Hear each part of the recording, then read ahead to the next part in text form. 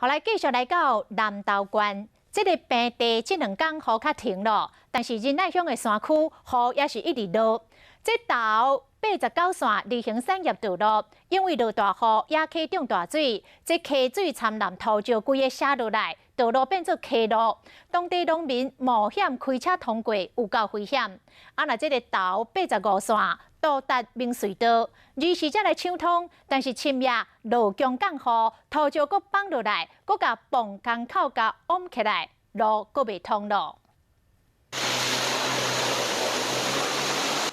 南投89线逆行产业道路，因为落大雨，车路线变水路，农友使发财车送这农产品冒险为这所在通过，看起来真危险。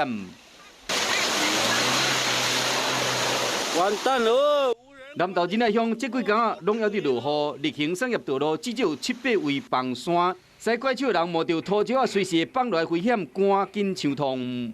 头89线14K 半，下小雨，所以现在路况真的很不好。除了逆行产业道路通到多达村的南投85线，多达明水道头前，只是才抢通尔，半暝落大雨，又搁引起土石流搁崩山，泵港口拢塌掉咧，完全未通。就是有的地方是不是可能要建议中央要做个明水道，那才是一个治本的方法。